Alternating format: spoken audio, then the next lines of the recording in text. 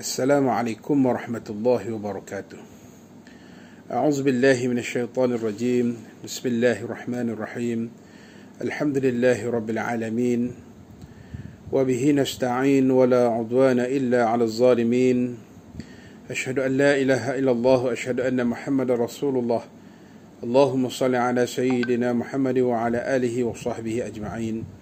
رب اشرح لي صدري ويسر لي أمري واحلل عقدة من لساني يفقهوا قولي أما بعد.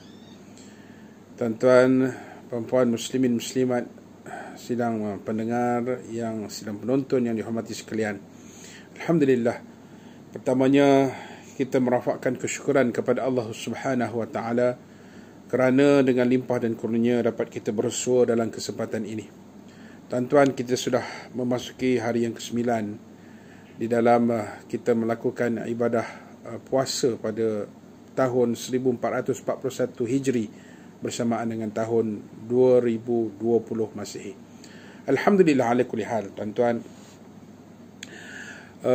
Pada hari ini kita akan membicarakan tentang satu hadis yang Nabi SAW berikan kepada kita untuk kita renungi.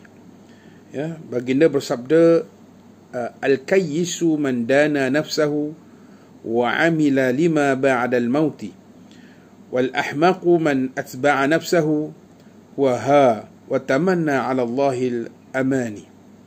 Riwayat At-Tirmizi. Maksudnya, orang yang cerdik ialah orang yang sentiasa bermuhasabah diri dan beramal untuk bekalan setelah mati. Manakala orang yang bodoh ialah orang yang membiarkan dirinya mengikut hawa nafsu dan berangan-angan terhadap Allah dan pelbagai perkara. Tuan-tuan sidang muslimin muslimat sekalian, perlu kita ketahui bahawa setiap manusia akan ditahan dan akan ditanya oleh malaikat dengan 4 soalan pada hari pembalasan nanti. Nabi SAW menerangkan dari satu hadis daripada Abu Barzah Al-Aslami. Nabi bersabda, 2 kaki seorang hamba tidak akan bergerak. La tazulu qadaman 'abdin yaumal qiyamah. Tidak akan bergerak 2 kaki hamba pada hari kiamat. Hatta yus'ala an umurihi fima afnah. Sehingga dia ditanya tentang umurnya, ke mana dihabiskan. Wa an ilmihi fima fa'al. Tentang ilmunya, apakah yang telah dilakukan dengan ilmunya. Wa an malihi min aina iktasab. Tentang hartanya, dari mana diperolehinya. Wa fima anfaq, dan ke mana dibelanjakan. Wa an jismihi fima ablah, dan tentang tubuh badannya, untuk apa digunakannya. Kenapa soalan ke mana umur dihabiskan ditanya nanti di sana? Jawapannya ialah kerana umur adalah modal dan masa kita. Sebab itu Allah Subhanahu wa taala menurunkan satu surah yang khas berkaitan dengan masa, iaitu suratul Asr. Untuk satu hari kita diberi 24 jam, dan dalamnya terdiri daripada 1 jam itu 60 minit. Serta 1 minit ni kita ada 60 saat. Maka kita boleh calculate 30 hari yang Allah Subhanahu wa taala beri dalam bulan Ramadan ini. Ada berapa puluh jam. Minitnya ada berapa ratus jam. Dan saatnya ada berapa juta saat. Apa yang telah kita buat? Maka kita tengok pula, dalam 1 tahun ada 365 hari. Inilah dia benda-benda yang Nabi sebut tadi. Al-kayyisu, orang yang cerdik, ialah orang yang sentiasa bermuhasabah diri. Kemudian tentang umur. Apa yang telah kita buat dengan umur dan waktu tersebut. Tentang masa muda kita, ke mana kita habiskan. Dari umur akhir balik kita, masa muda kita, hinggalah umur 40 tahun, dan hinggalah umur kita hari ini. Berapa yang Allah Subhanahu wa taala beri peluang kepada kita. Kesemuanya akan dihitung pencapaiannya, ataupun KPI-nya. Ya. Manakala soalan kedua pula berkaitan dengan ilmu. Ilmu yang kita miliki ini, saudara dan saudari muslimat sekalian, adakah ilmu yang bermanfaat? Adakah diamalkan ilmu yang kita dapat tu? Ya. Dan adakah ilmu yang kita dapat itu disebarkan sama ada melalui lisan ataupun tulisan? Ya. Ilmu yang bermanfaat adalah antara 3 perkara yang akan membantu kita selepas kita mati nanti. Ya. Dan soalan yang ketiga selepas itu adalah mengenai harta yang kita peroleh. Ya. Dari mana datangnya, ya, harta ataupun duit yang kita dapat itu? Dan kemudian, ya, duit yang kita dapat itu ke mana pula perbelanjaan yang telah dihabiskan? Tuan-tuan, ya, ini merupakan soalan perakaunan yang ada debit kreditnya. Ya, semuanya dicatat. Saya teringat satu kisah, ya, yang ditulis, satu buku yang ditulis oleh sahabat saya, ya, yang bertajuk Tuan Guru Haji Ibrahim, Ilmuwan Jawi Negeri Perak. Dan almarhum Tuan Guru Haji Ibrahim ini merupakan ulama daripada satu daerah di Perak ini yang bernama daerah Gerik, di mana di antara amalan yang dibuat oleh Tuan Guru Haji Ibrahim ini ialah dia mencatat dengan detail, ya, dalam satu buku khas, ya, tentang apa? Tentang perbelanjaan keluar masuk duit harian dia. Dan punca sumber yang kalau kita tengok hari ni macam seolah macam buku ledger. Dari mana datang duit ni? Ya, hari ni belanja apa? Hari ni beli apa? Semuanya dicatat. Subhanallah, tuan-tuan. Ini adalah satu contoh kepada kita bagaimana orang yang mengira, menghitung, ya, dari mana ataupun wang yang dia dapat itu. Tuan-tuan, dan soalan yang keempat tentang tubuh badan yang telah dianugerahkan oleh Allah Subhanahu Wa Taala kepada kita. Ya, tubuh badan yang sempurna, yang elok ni dan yang kuat. Untuk apakah ia dipergunakan sehingga nanti kita tidak berdaya lemah, tu dan sebagainya. Adakah tubuh badan yang Allah Subhanahu Wa Taala anugerahkan kepada kita ini, bagi kepada kita ini, ya, kita habiskan untuk amal ibadat? Adakah, ya, kita habiskan tubuh badan kita yang kuat ini, kita menjaga hablum minallah, hablum minan nas, hubungan kita dengan Allah Subhanahu Wa Taala dan hubungan kita dengan manusia? Adakah kita sering menyakiti hati manusia, sering, ya, menipu manusia, ataupun sering akhlak kita tidak jaga? Ataupun, ya, tubuh badan yang sempurna itu kita habiskan semata-mata untuk kejatikan serta tujuan-tujuan keduniaan semata-mata? Ini semua akan ditanya. Maka tidak ada seorang pun yang akan terlepas, ya, dari 4 soalan ini nanti, yang mana kesemuanya akan ditimbang di mizan, ya, timbangan hadapan Allah Subhanahu Wa Taala nanti.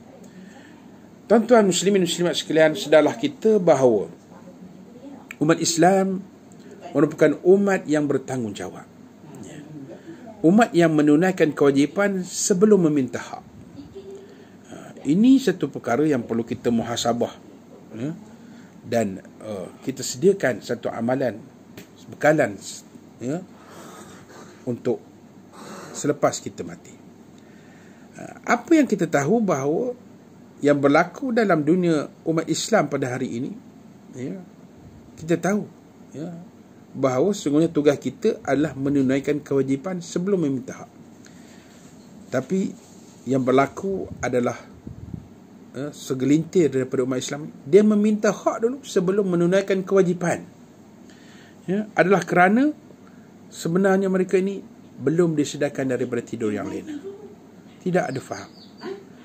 Contohnya, suami meminta hak, ya, sebelum menunaikan kewajipan sebagai suami. Begitu juga isteri dan anak-anak, seterusnya pemimpin dan juga rakyat. Jadi kewajipan masing-masing tidak dilaksanakan dan kepincangan dirasai. Jadi pemikiran yang pasif ini akan menyebabkan umat Islam akhirnya hanya berbincang mengenai hak-hak mereka sahaja. Contoh, ya, gaji tidak naik, ya, allowance yang sedikit, dan dinaikkan kebajikan dan lain-lain. Ya, itu hak. Ya, tetapi hakikatnya, ya, kewajipan sebenar tidak dibuat sebaik mungkin.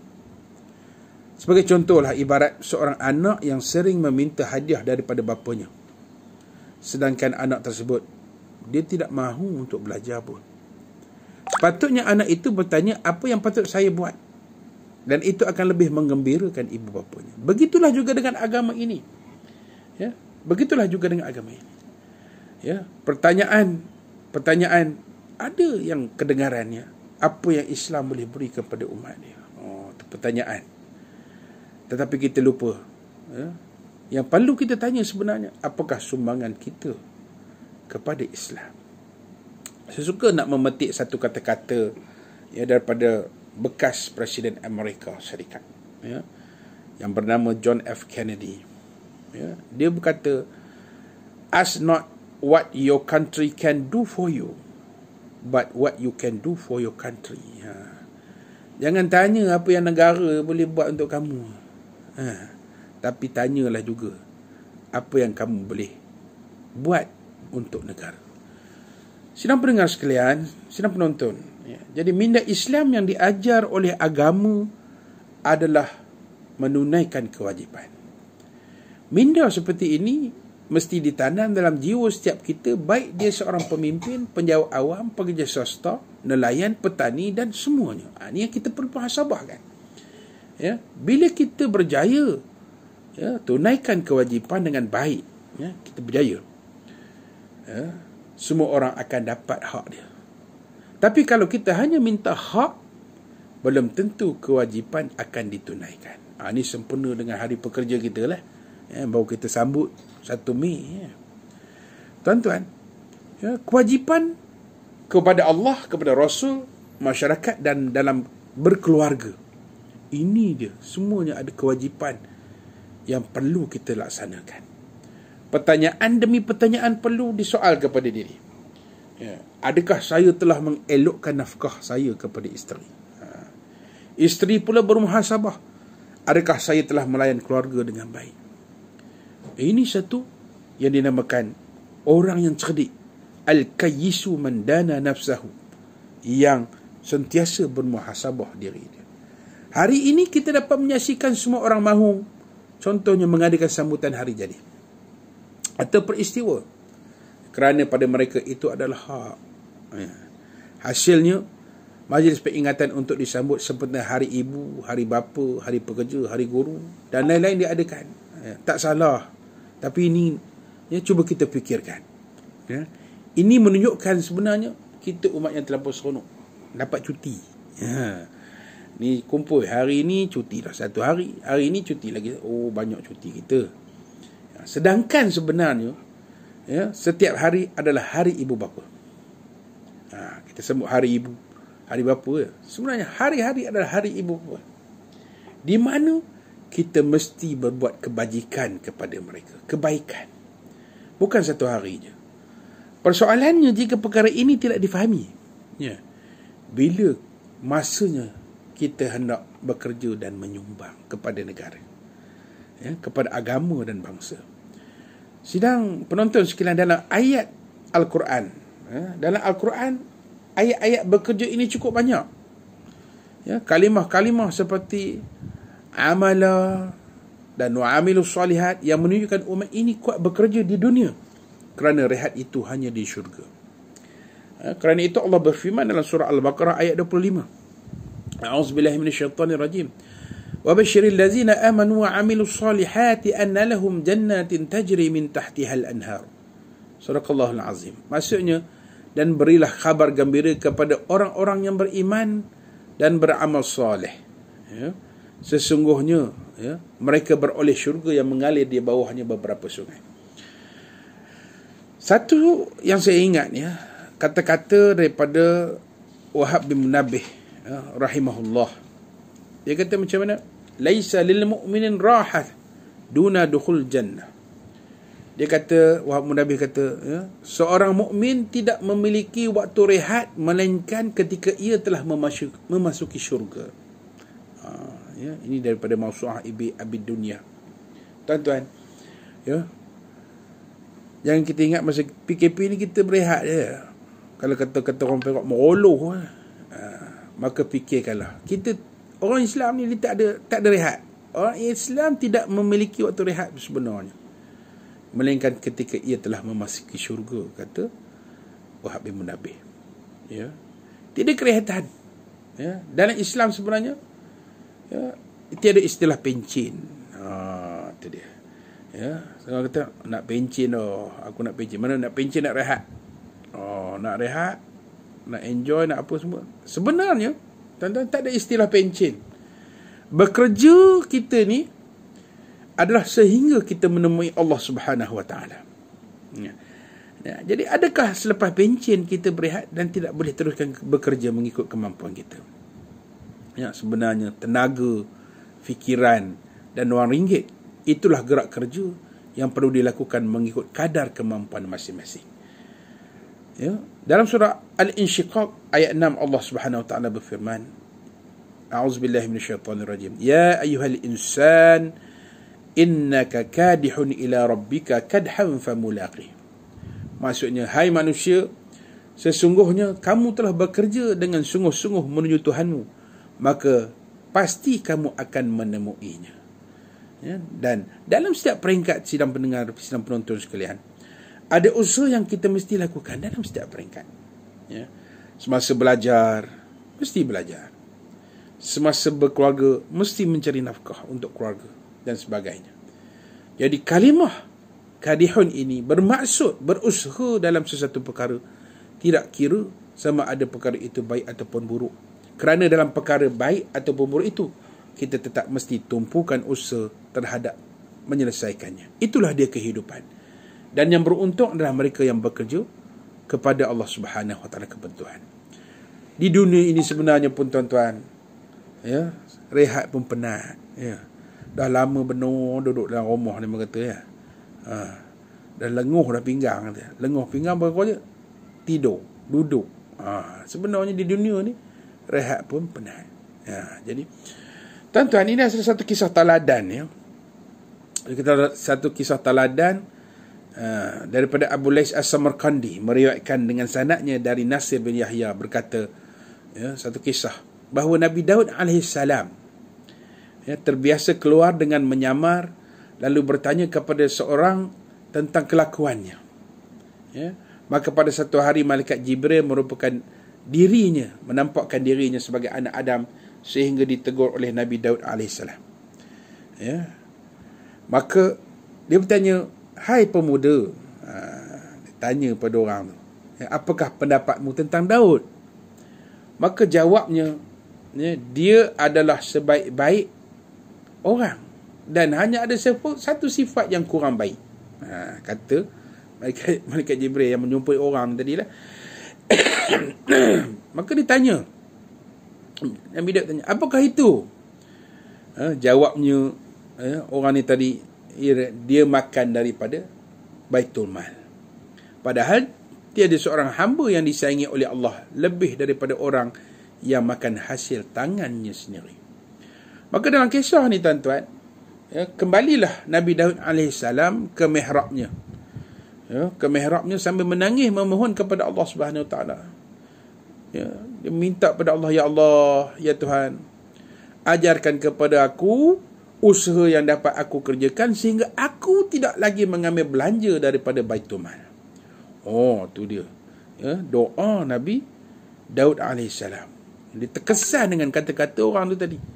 Ya, apa dia kata? Dia bagus dah, tapi dia makan daripada Baitul Mal, sumbangan Baitul Mal. Macam itulah cerita ni.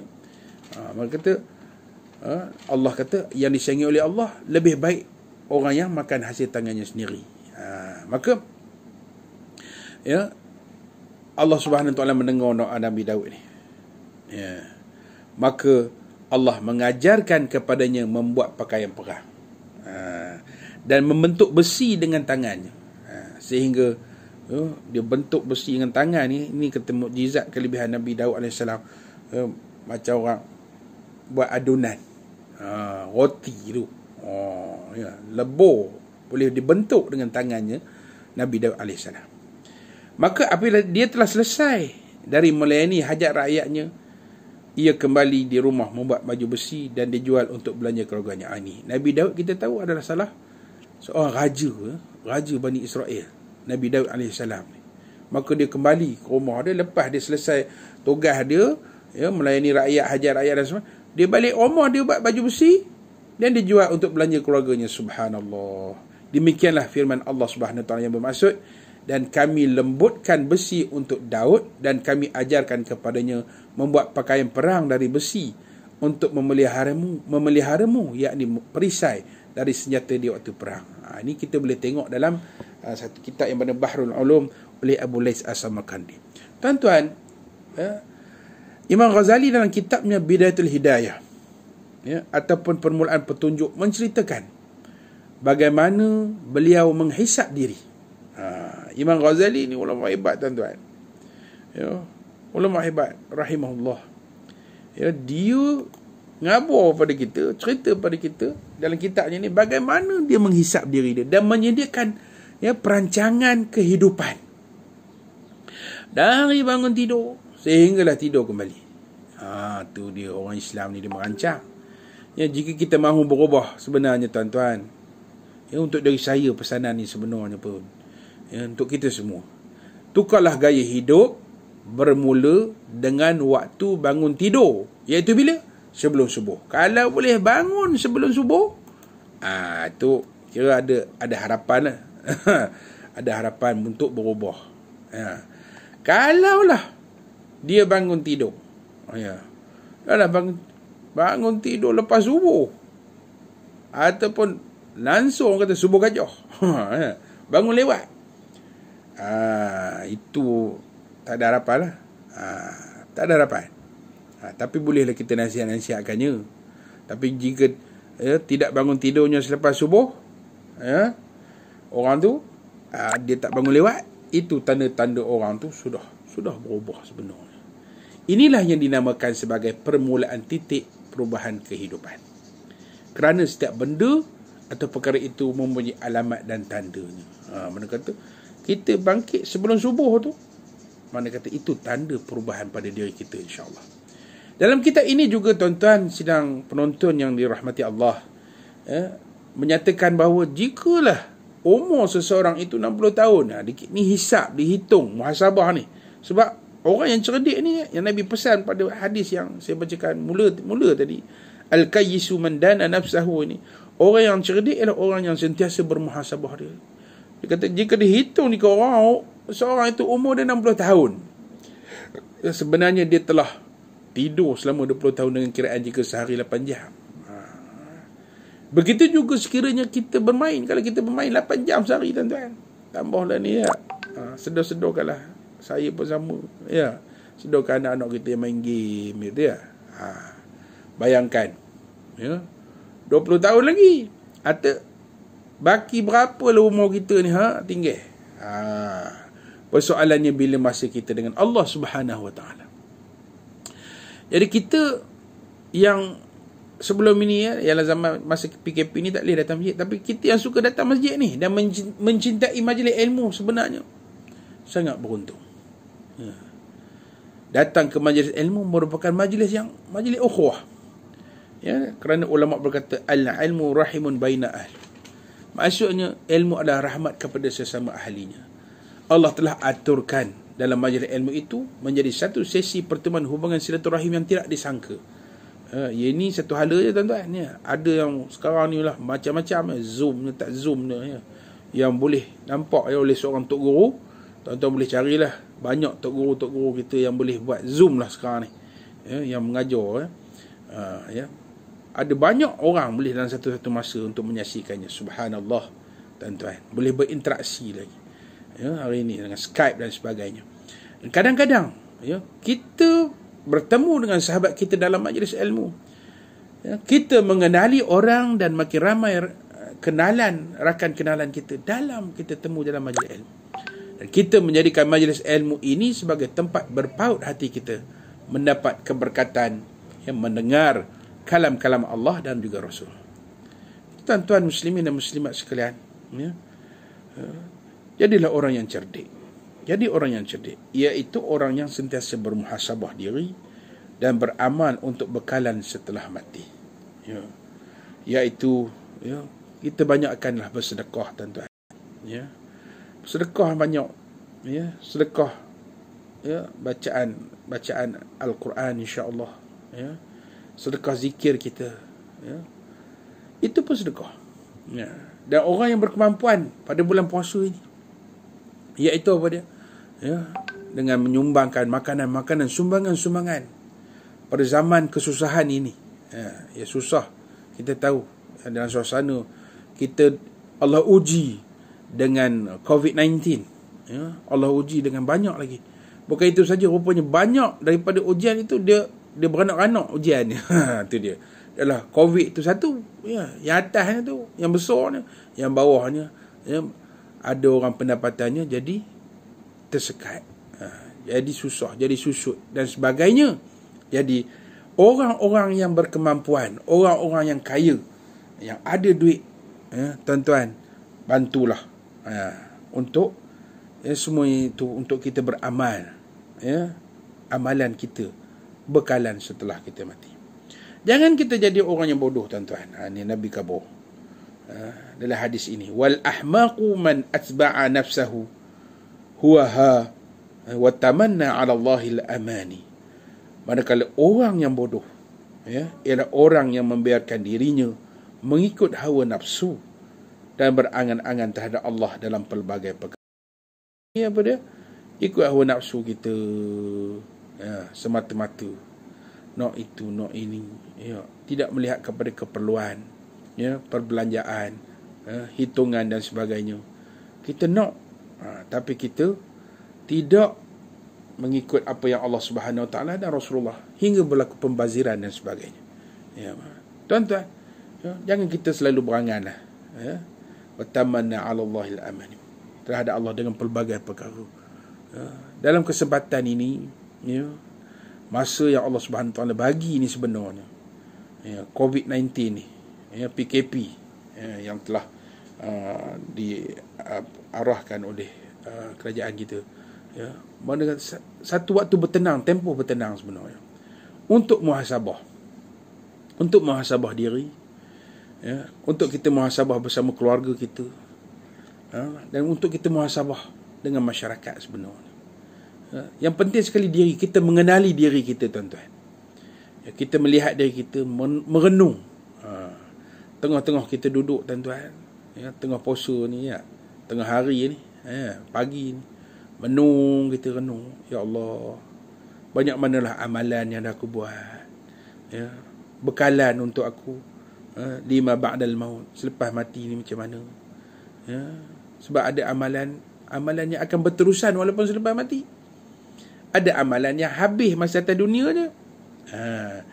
Semayang kita habis dah lah. Mati macam nak kita nak semayang dah. Habis dah atas dunia lah. Pahala tu kan, pahala akan dapat dah. Tapi ada amalan yang kita buat atas dunia, tapi lepas mati terus juga. Itu yang kita kena fikir sama-sama, tuan-tuan. Ini orang yang muhasabah, banyakkan menerima, berwakaf, berinfak dan sebagainya, tuan-tuan. Ya, mudah-mudahan Allah Subhanahu Wa Taala memberkati kita dan keluarga kita, tuan-tuan.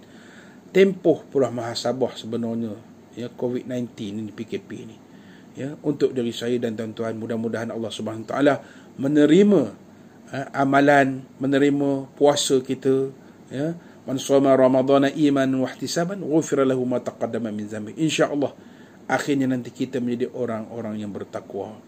Saya minta ampun dan maaf jika melakukan kesilapan dan kesalahan yang menguris hati dan perasaan tuan-tuan sekalian. Aqulu qouli hadza wa astaghfirullahal azim li wa lakum wa li syairil muslimin wal muslimat wal mu'minina wal mu'minat fastaghfiruh innahu al ghafurur rahim. Assalamu alaikum warahmatullahi wabarakatuh.